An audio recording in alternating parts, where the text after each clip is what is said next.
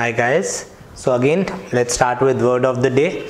अब जैसे मैंने बार बार बोला है कि वर्ड रटने से पहले let's just have some logic into it, right. So अगर आपको वर्ड मिलता है पैंडेमोनियम और मैं ज़िंदगी में पहली बार ये वर्ड सुना हुआ है, तो क्या मैं इसका मीनिंग पता लगा सकता हूँ? शायद हाँ, शायद ना।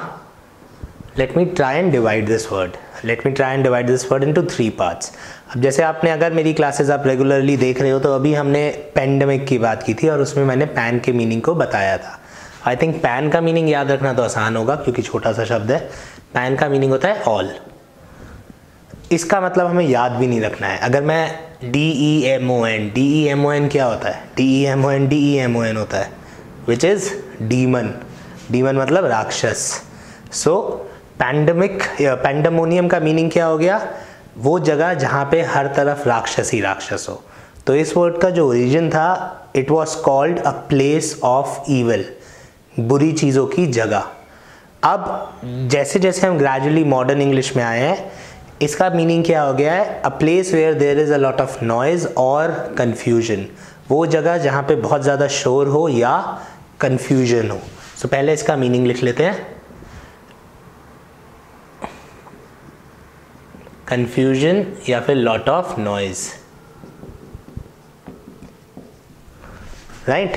सो अगर मेरे पास पेंडेमोनियम आता है और मेरे को पैन का मतलब पता है, क्योंकि ये अगेन उस दिन हमने बहुत अच्छे से एक्सप्लेन किया था, जिसका मतलब है सब कुछ।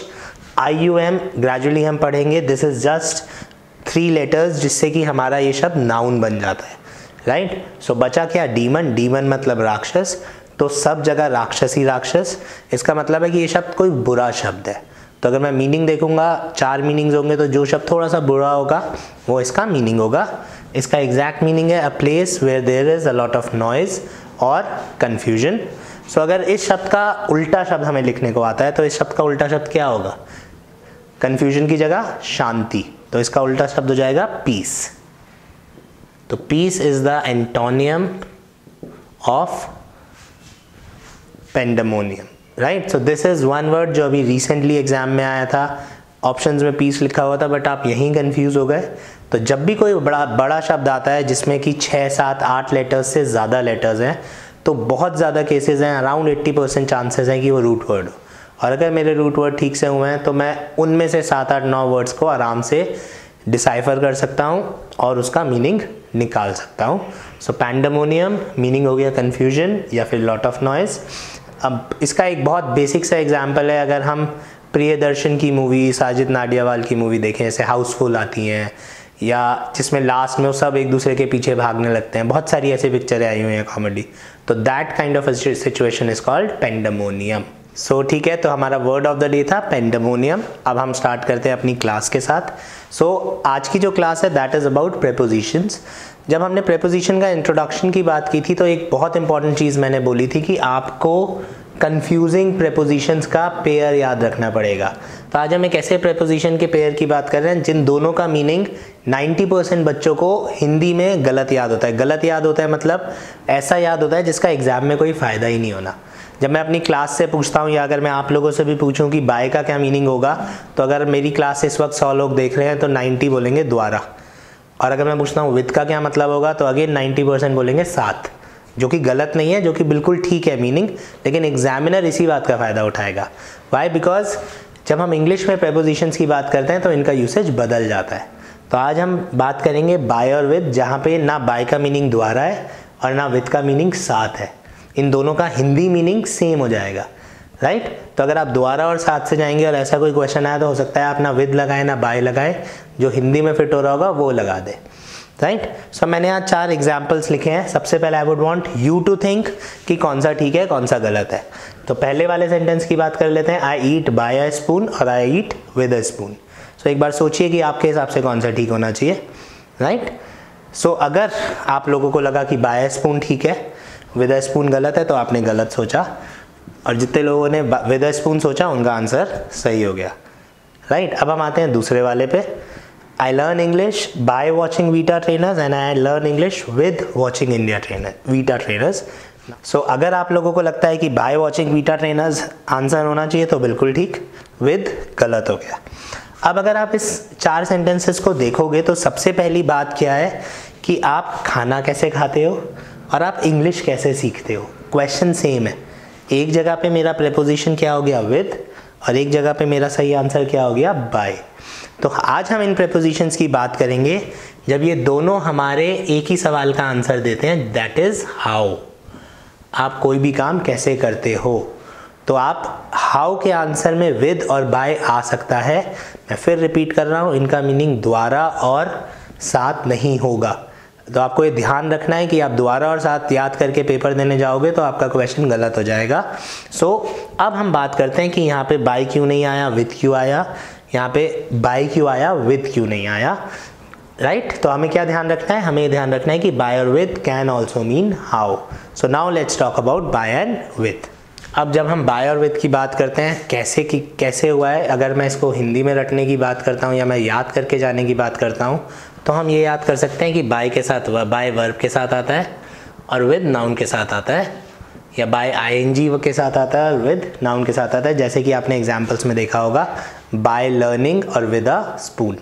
लेकिन अगर मैं इसको एग्जामिनर डिफिकल्ट बनाना चाहता है और मैं इसको और थोड़ा सा डिटेल में जाऊँ, सो बाय और विद में डिफरेंस क्या होता है। By is use with methods और with is use with tool. कैसे किया और किस चीज़ से किया, ठीक है यार, तुमने सारे सेशन कैसे प्रिपेयर किए और तुमने सारे सेशन किस चीज़ से प्रिपेयर किए, राइट। सो कैसे किया इज द मेथड, हमारा आंसर होगा बाय, और किस चीज़ से किया इज द टूल, हमारा आंसर होगा with. For example he killed a spider, उसने स्पाइडर को मारा,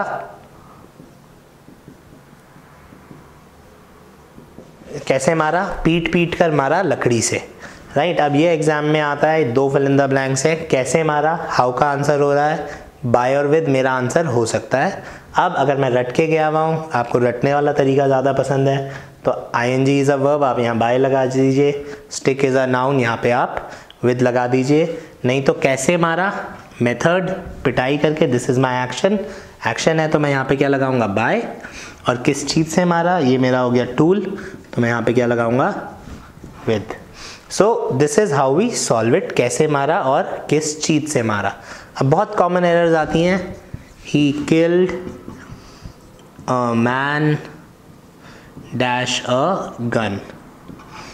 अब बहुत सारे लोग बाय लगा देते हैं क्योंकि वो एक्टिव पैसिव स्पीच पढ़ के गए हुए होते हैं और एक्टिव पैसिव स्पीच में डूअर आता है बाय। लेकिन जैसे ही मैं यहाँ पे बाय लगाता हूँ, ये हम वापस हिंदी में आ गए, यहाँ पे बाय का मतलब हो गया द्वारा, जो कि अभी हम करेंगे 2 मिनट बाद। सो जैसे ही यहाँ पे आपने बाय लगाया, हिंदी के हिसाब से बिल्कुल ठीक है, he was killed by Ram, he was killed by a gun. लेकिन अगर मैं इसी को टेक्निकली हिंदी में भी समझूँ तो मुझे ये वाला सेंटेंस लिखना पड़ेगा पहले, ही वॉज किल्ड, यहाँ से मैं आ मैन हटा दे रहा हूँ जिससे कि हमारे दोनों सेंटेंस बिल्कुल सेम हो जाएं।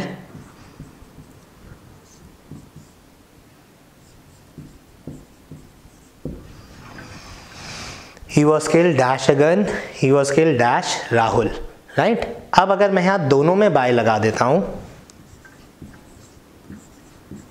तो ये वाला गलत, ये वाला सही। क्यों, क्योंकि ये हमने बाय कैसे लगाया, यहाँ पे बाय का मतलब हो गया द्वारा, किसी के द्वारा मारा गया। तो अगर मैं बाय राहुल लिखता हूँ तो इसका क्या मतलब है, राहुल ने एक दिन सोचा कि मुझे उसको मार देना है, राहुल उठा, राहुल ने उसे मार दिया, जो कि बिल्कुल पॉसिबल है।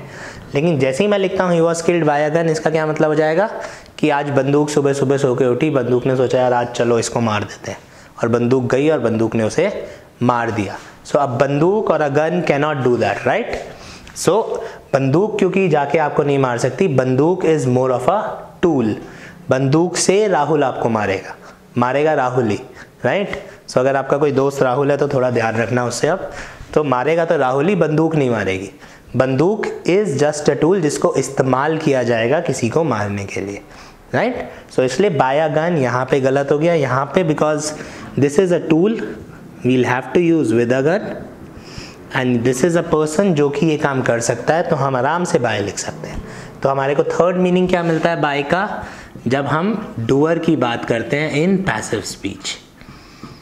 अगेन ये बहुत इंपॉर्टेंट पॉइंट है क्योंकि एग्जामिनर यहीं पे आपको कंफ्यूज करेगा, वो डूअर नहीं लिखेगा लेकिन पैसिव स्पीच लिखेगा, जैसे मैंने ये सेंटेंस लिखा। और क्योंकि हम बार बार पढ़ के गए हुए और बहुत सारे स्कूल्स में बहुत सारे टीचर ये प्रॉब्लम करते हैं कि पैसिव स्पीच है, वॉज लिखा है तो आप बाय लगाओगे ही लगाओगे, तो वो आपको अवॉइड करना है, राइट। सो मैं जल्दी से एक बार क्विक रिकैप कर देते हैं। बाय और विद, सॉरी मैंने उल्टा लिख दिया, यहाँ पे आएगा ये डूअर क्योंकि बाय यहाँ पे है, पैसिव स्पीच, राइट। सो जल्दी से क्विक रिकैप कर लेते हैं। बाय और विद, सबसे पहले इनके दो मीनिंग होते हैं जो हम बचपन से पढ़ते आ रहे हैं, द्वारा और साथ। बिल्कुल वो मीनिंग होंगे लेकिन उनके लिए कोई दूसरा कंफ्यूजिंग प्रेपोजिशन होगा। आज हम क्या बात कर रहे हैं, अगर मुझे फिल इन द ब्लैंक में बाय और विद लग रहा है और आपको ना द्वारा चाहिए वहाँ पे ना साथ चाहिए, तो ये दोनों का मीनिंग सेम हो सकता है। ये दोनों किस चीज़ का जवाब देंगे कि आपने ये काम कैसे किया में बाय और विद दोनों आएगा। रटना है तो बाय लगेगा वर्ब के साथ और विद लगेगा टूल के साथ। इसको अगर मैं डिटेल में समझने की कोशिश करूं तो कैसे किया, मेथड, पढ़ पढ़ के किया, गर्मी को कैसे भगाया, नहा के भगाया, तो all that is method. Method के लिए आएगा बाय, और किस चीज़ से भगाया, साबुन से, पाउडर से, ये सब टूल्स हो गए, टूल्स के लिए आएगा विद। नेक्स्ट स्टेप आता है या नेक्स्ट काइंड ऑफ क्वेश्चन आता है ये वाला। ये क्वेश्चन स्पॉटिंग एरर्स में ज़्यादा कॉमन है। एग्जामिनर पैसिव स्पीच लिखेगा, विद की जगह बाय लिखेगा और यहाँ पे टूल लिखेगा, डूअर नहीं लिखेगा। जैसे the house was destroyed by fire. अब आग का मन कर सकता है कि चलो यार आज जाके किसी घर को जला देते हैं, अगर ऐसा हो सकता है तो the house was destroyed by fire बिल्कुल ठीक है। लेकिन अगर आग का मन ही नहीं हो सकता, आग केवल एक टूल है, तो फिर बाय फायर नहीं होगा। विथ फायर हो, इन फायर हो, ऑफ फायर हो, कुछ भी हो, लेकिन बाय फायर गलत हो जाएगा, right. So this is the major difference between by and with. जब ये दोनों साथ में आएंगे, बाय के बहुत सारे मीनिंग्स होते हैं, विद के बहुत सारे मीनिंग्स होते हैं, तो इसीलिए हम इस तरह से करेंगे। तो अगर फिल इन द ब्लैंक्स में मुझे बाय और विद दोनों मिलता है तो मुझे ये वाला रूल याद आ जाना चाहिए। जैसे अभी हम लोगों ने बाय और विद की बात करी, बाय यूज होगा ऑब्जेक्ट के साथ, विद यूज होगा मेथड के साथ, किस चीज़ से मारा और कैसे मारा, तो ये दोनों क्वेश्चन हमारे लिए बहुत आसान हो जाते हैं। हिटिंग के साथ क्या आएगा, बाय हिटिंग इट, और किस चीज़ से मारा, with a gun. So with is tool, by is action.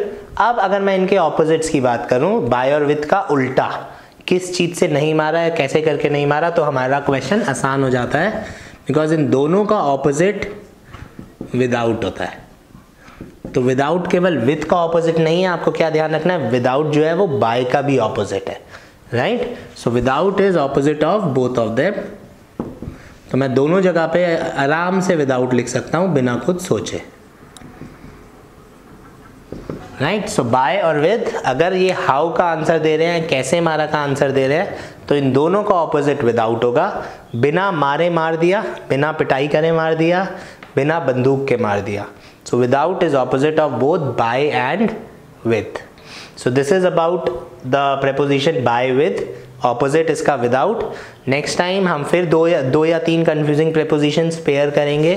फिर मैं repeat कर रहा हूँ, जो हमारी preposition की introductory class है उसमें जो हम लोगों ने list paste करी है वो आपके हर एग्जाम के लिए ज़रूरी है। वो right from your XY group, NDA, SSC, CDS, CHSL, जितने भी पेपर्स होते हैं, preposition is one of the most difficult paper, क्योंकि बच्चे हिंदी में आ जाते हैं और आपको वो लिस्ट पता होनी चाहिए। सो जैसे ही आपको वो लिस्ट पता होगी, आपको ऑप्शंस देखते ही आसानी हो जाएगी। इसीलिए fill in the blanks, prepositions, फिर भी हम क्वेश्चन सॉल्व कर पाएंगे अगर हम उस लिस्ट में कंफर्टेबल है। और स्पॉटिंग एरर्स में हमें प्रेपोजिशन के किस तरह से क्वेश्चन सॉल्व करना है, एक बार जब हमारा प्रेपोजिशन खत्म हो जाएगा then we will talk about that, क्योंकि preposition is one of the most confusing chapters. जो स्पोकन इंग्लिश में की बात करो, एग्जाम्स की बात करो, क्योंकि हमारे दिमाग में हिंदी आ जाती है, तो this chapter becomes a little confusing, right. So next time we'll come back with a couple more pairs of prepositions and we'll try to see कि हम उसमें फ़र्क किस तरह से करते हैं। Thank you guys, see you.